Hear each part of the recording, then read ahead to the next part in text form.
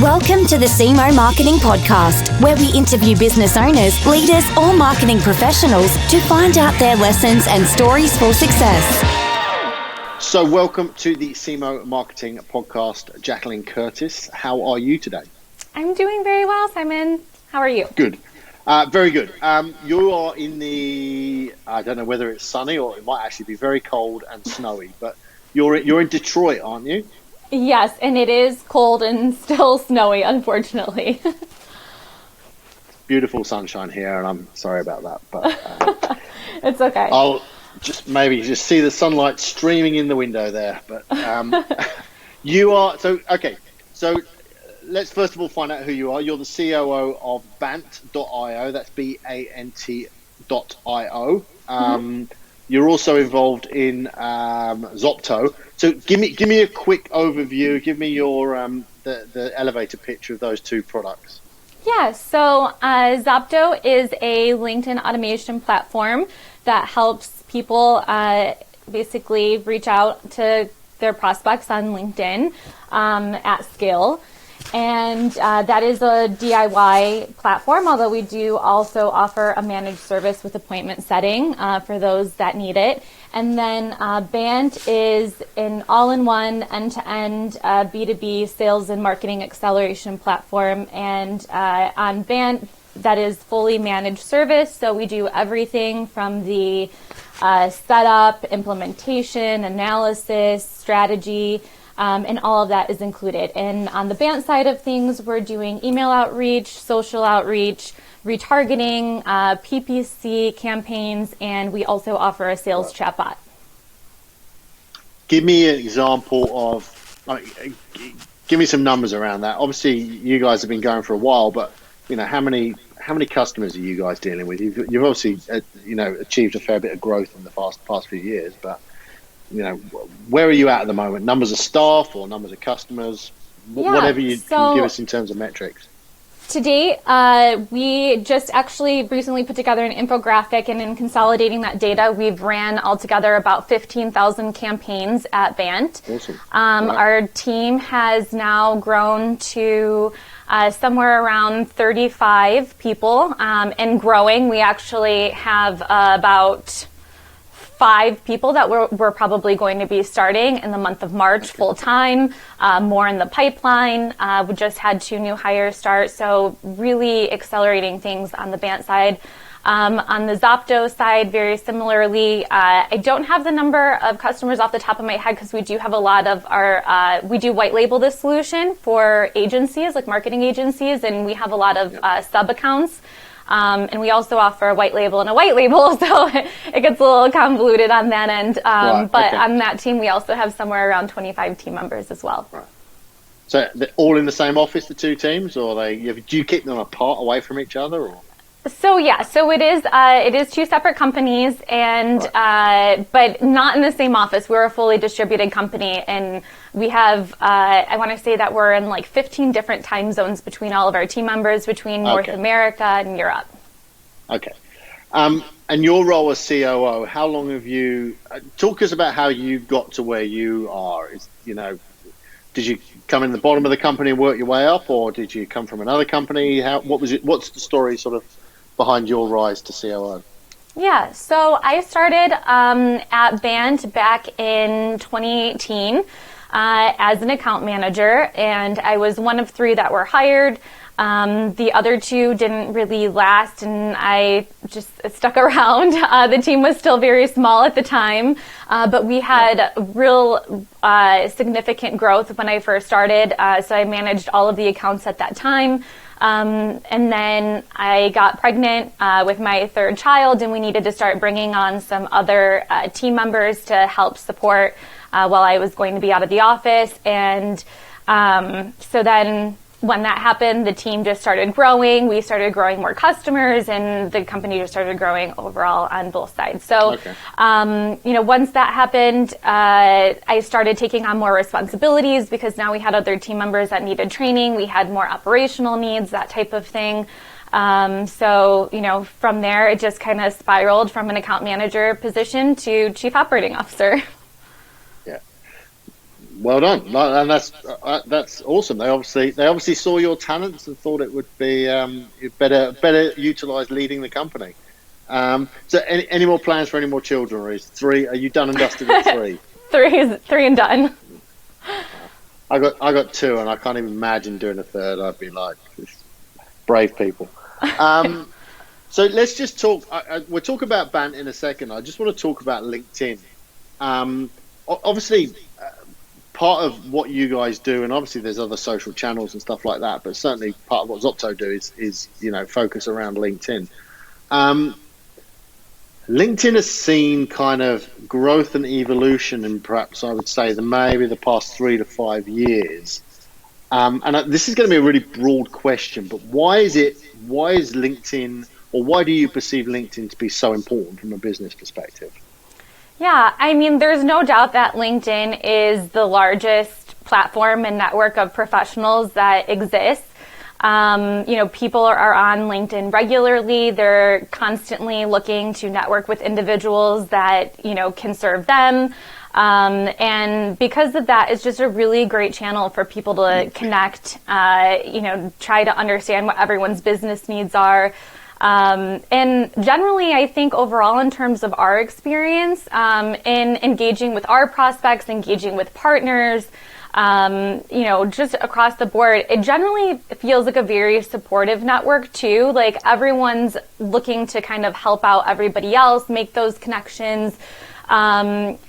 From a sales perspective, there's just so much data there that you can go after. And with all of the various tools between LinkedIn and a platform like ours, with Zopto, with BANT, there's just so much you can do in terms of, like reaching out to as many prospects, basically, having all of that data on hand, and then doing that at scale where you really don't need, people like the manpower to have to go in and do all of that research for you. Some people do LinkedIn very well, and some people do LinkedIn very badly. If you were if someone was sort of starting off, or you were coaching them, what would you be saying to somebody in terms of how to present themselves on a platform like that? What should they be doing? Should they be producing content every day? Should they be commenting on things? What are some of the golden rules that you see work well in that platform? Yeah, so definitely having a robust profile to start, making sure you have a profile picture, having your entire profile filled out with all of the relevant information. People want to see credibility in your profile. If you're reaching out to them with something that they might be interested in, they want to go to your profile, they want to go to your company profile, and they want to see that they're dealing with a credible person. So, first and foremost, having that credibility on your profile is really important. I think the biggest pitfall where people kind of go wrong is trying to sell on LinkedIn. LinkedIn is not a platform where you should be having a sales conversation. LinkedIn is a platform where you should look to network with people, connect with them, find that kind of common ground between them, and really open up a genuine conversation and try to foster a genuine relationship with them. So I think, just as early as today, I'm on a bunch of SaaS growth and LinkedIn growth Facebook groups. And somebody sent over a template. They're like, I'm not getting any connections on LinkedIn. No one's responding to my messages. What's going on? And someone asked her to share the template. And, she's trying to go in for the kill with her LinkedIn message. And right. You just can't do that. No one wants to be sold in that fashion. It really has to come across more genuine than that. So if you can't sell, or at least if you shouldn't sell, what are the opening conversations that you should be having? What are the things that you should be saying to people? Yeah, so again, finding that common ground between the two businesses in terms of what that company does, what your company does, looking to genuinely connect with the person, understand, what their company is going through, what their pain points are. And generally in a message, I would say, not to just go in saying, we're selling XYZ, let's hop on a call. You need to immediately convey the value that you're bringing to the person, like the what's in it for me. So, the more research that you can do, the better filters that you use with a platform like ours, the more customized you can make those templates using various variables. And, like we always suggest to our customers, don't cast this like really super wide net. Really take a look at these more targeted filters, put together some messaging. It does take a little more time, but not anywhere near as much time as you would going out and doing all of that manual research. There's quite a bit that you can do using Sales Navigator. Or for recruiters, even I used Zapto and Recruiter Lite just recently to look for candidates for our hiring. There's so much that you can do with just running the proper filter and having the proper messaging. And again, just coming across as wanting to open up a conversation and not so much trying to sell in the message directly. I follow this copywriter on TikTok. Obviously there's been an explosion of TikTok use across the world in the last 12 months. And I follow this copywriter, and he always sort of talks about having conversations where you're not trying to sell something, or you're not, but talking to people in a manner that to demonstrate or to make them understand how their life would be better if they were using your product or something like that. Now, I know that's not really a LinkedIn conversation, but I guess it's that sort of, understanding that if you're going to connect with someone, you've still got to give them a reason. There's got to be a benefit for people, right? Of why you should connect. Otherwise, people are just going to go, yes, that's a nice message, and yeah, you seem like a lovely person, but yeah, right. I guess somehow there's got to be a benefit in there. And we encourage people to sit and think, like, what are the types of messages that you respond to? What are the connection requests that you accept? What are the messages that pique your interest? The longer a message gets, the more likely you're not going to read it at all. So what are the things in these various solicitations that you get from people that you don't know that really like catch your eye and prompt you to engage in a conversation and to think of it in that manner? And I think a lot of people don't do that. They just, they think that a good story, or they think that, really being overly descriptive about what they do as a business and laying out all of the various features is going to be interesting to a prospect. And it's just not. You need to be short, to the point, and immediately convey the benefit to the individual.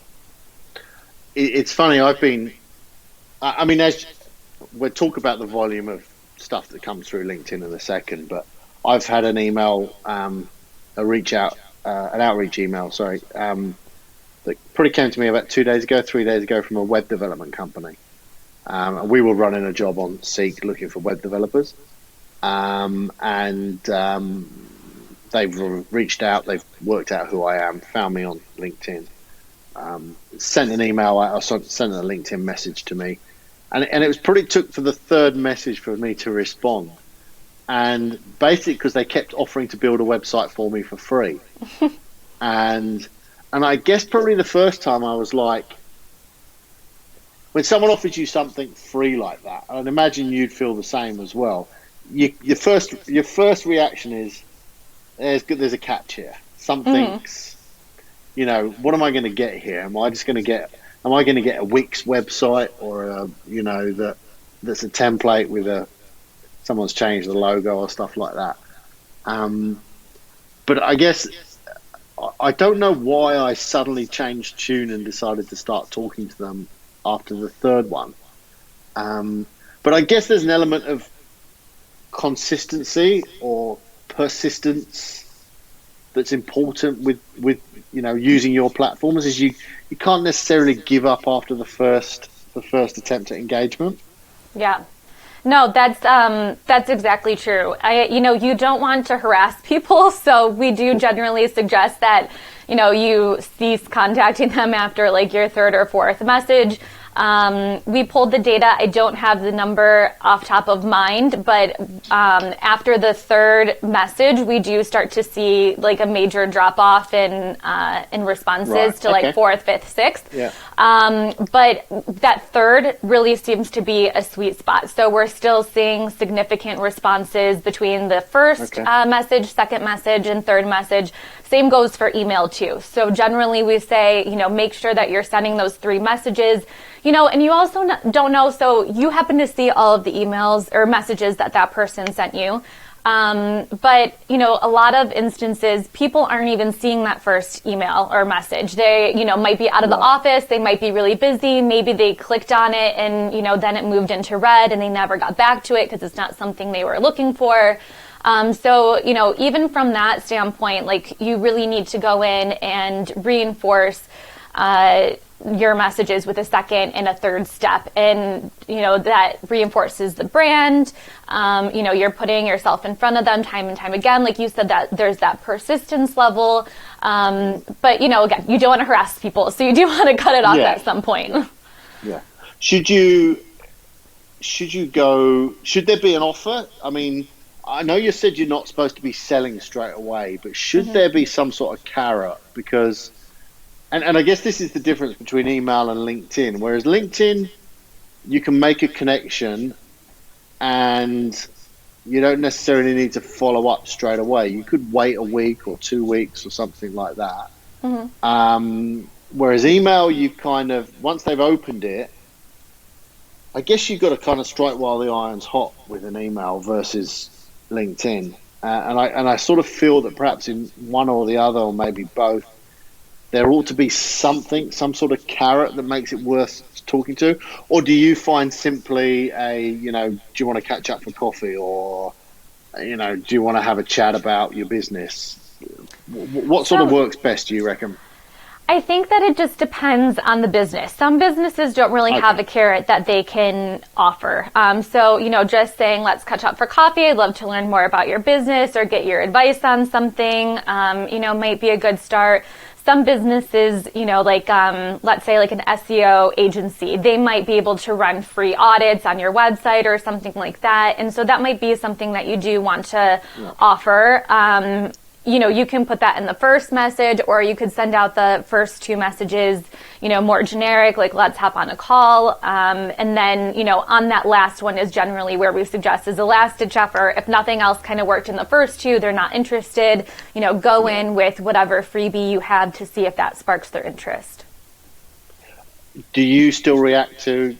Do you still get cold call messages? And do you react to them? So I do a lot, and I do because I want the good karma.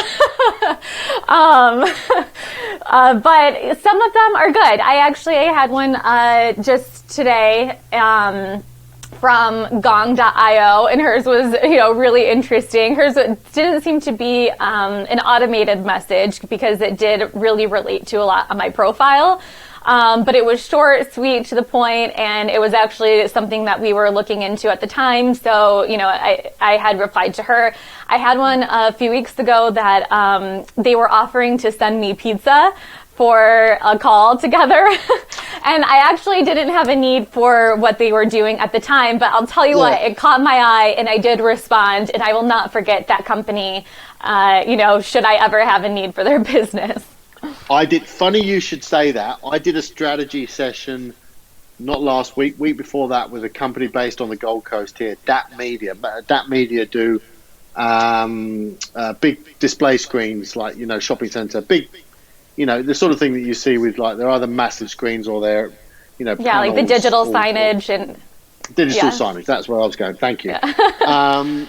Their tactic was to offer a $20 Uber Eats voucher, and if somebody would redeem that Uber Eats voucher and have the meal whilst they were on a Zoom call with them, it was like, let's do lunch together on Zoom, and I'll send you a $20 Uber Eats voucher.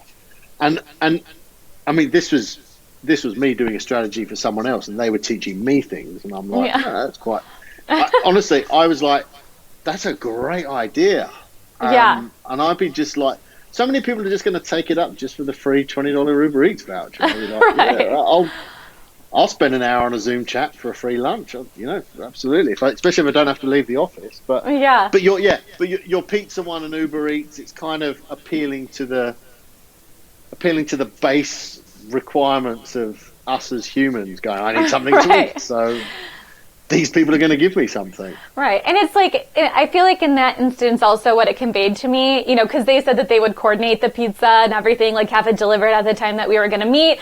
And I'm just like, the amount of effort that you put into that, it's not just like, money, it's time and really like investment in me as a prospect. So it was like really eye-catching and interesting for me. And we actually stole the idea and then coordinated pizza for all of our white label agencies on National Pizza Day. Yeah. So there's no such thing as an original idea. You're just stealing everyone else's idea, so it doesn't matter. But you know what, Jaclyn, they could probably have screwed that completely up by putting pineapple on the pizza as well. And then you'd have just gone, right, I'm not working with these people. Right. Hopefully they took the order. I know, you're an anti-pineapple person, are you, or are you a pro-pineapple one? Definitely anti-pineapple. Yeah. We're in Detroit. You gotta have Detroit style pizza in Detroit. So what's Detroit? What's Detroit style pizza? So Detroit style pizza is more of like a deep dish style, but typically the like sauce kind of goes on top. Not so much like Chicago style, but. Buddy's Pizza is one of the main ones in the area. If you're ever here. Tip for today, Buddy's Pizza in Detroit. If anyone's listening to this and traveling to Detroit, that's where to go. Okay, so my other question I wanted to tackle today was just volume of this stuff that's kind of happening out there, and you must see it, and I obviously see it. Is that I get emails from people offering to do cold calls and cold emails and LinkedIn campaigns at least every day, every other day, maybe 2 or 3 times a day sometimes. It's just the volume of stuff. Clearly it works. Clearly there's a business to be made out of this, doing it for other people. Do you feel that this probably is quite a loaded question, but do you feel that there's potential saturation here? Do you think we're not going to get to a point where anyone just goes, fuck it, I'm just going to delete everyone that comes in? We're not overplaying this marketing tactic? I don't think so. So this is something that we've pondered before. We do have, some of our customers question it once in a while coming in, or I should say prospects coming in, wondering about this as a marketing tactic. But at the end of the day, like, how else are you going to connect with your prospects? People have needs and people have products and services to sell, and you have to be able to connect in some form or fashion. So, the channel might change. There might be channels that are more effective than other channels that will continue to evolve. But in terms of, cold outreach in general, or even, like for instance at BANT, we do retargeting, we do PPC, like those are both inbound. That's not going to change. People, even me as, in this space and really being able to pick up on the various messages that come through, knowing what's likely automation, what's not automation. Still, when I have a need for something, I reply to it and I jump on a call with someone because I do have that need and I am interested and, they're hitting me at the right time. And ultimately, you can't just rely on inbound techniques for your marketing. You have to still do outbound because there is that market out there that you're never going to reach just relying on inbound strategies. I said that in a video last week, 2 weeks ago, where I was talking about the difference between inbound and outbound, and I said, look, you can build a business on inbound marketing, but you can turbocharge it using outbound marketing. That's the that's the difference. If you want to achieve scale and you want to achieve scale quicker and faster and reach more people, you have to do something outbound. If you are totally reliant on inbound, you can grow, but it might not grow quick enough, right? Right. So I think absolutely, I'm 100% with you there. Probably the other thing I was going to say to you, and this is maybe giving maybe giving you a tip here. Gotta get my pen ready. No, you'll probably go, yeah, we've done that. You're going to roll your eyes at me. One of the really successful tools that we've found we do cold outreach as well, and we, and again, for the record, we've tried emails. I haven't tried LinkedIn yet, and this is, I was going to use Bant, and I just haven't got around to doing it because anyway, long story. I'm going to use it, I promise you. Promise, don't be angry with me. I will do it. So we've done cold emails, we will do cold LinkedIn. We actually have someone, a business development manager, who does cold phone calls, because we find that to be extremely effective, and then he follows it up with cold emails and things like that. One of the funniest, best, quirkiest ways of actually getting through to the right people is, fortunately, this podcast. I've actually gone out to people in the last couple of weeks, and potential prospects of ours, and sent them emails and said, we'd like you to be on the podcast. And almost instantly they reply, yeah, I'm keen. Because number one, they see it as a promotional opportunity for their business. And number two, it's an ego-driven thing. They're going, wow, somebody wants to hear my story. And from our perspective, whilst it's a long burn, it's like, get them on the podcast, do the podcast interview, publish the podcast, share it out, and then follow up with do you want to catch up? Let's go and grab a coffee, find out a little bit more about what we do. At no point do they ever say no at that point. You know, they've built their relationship, they know you, they trust you, they're like, yeah, all right, I'm going to give this, If I could do that at scale, and that's probably the biggest challenge, is I can't do it at massive scale, but I can do it for real select businesses that I want to talk to. Yeah. And feasibly, I guess I could do it at scale. I could do one podcast every day or two podcasts every day, but it's only me. I'd have to employ somebody else. But that's something we found effective, is that if we're actually giving someone the opportunity to promote themselves, it's amazing how much more willing they are to open or replying to a LinkedIn message or replying to an email message. Yeah, I agree that, anything that is kind of more ego-driven, whether it's going on a podcast or you're saying something that's complimentary, recognizing something that they did on their website, or, but what I think is really important that you said is it's almost... it's at the end of the day, it's lead nurturing, and that's kind of what we advise our customers is, when they come on, is our objective at Bant is to open a conversation for you, but it really requires nurturing, and nurturing is going to look different for an inbound lead than it is going to look for an outbound lead. And, we do help our customers with ideas on how to go about nurturing their leads, but that lead nurturing is so important. So without that, if you don't have that sales process built out internally, you probably aren't going to see much success on, any type of inbound or outbound. Look, it's been a fascinating conversation, and I think I've certainly learned a few tips and things, and I hope other people have as well. From your perspective, what's next for Bant?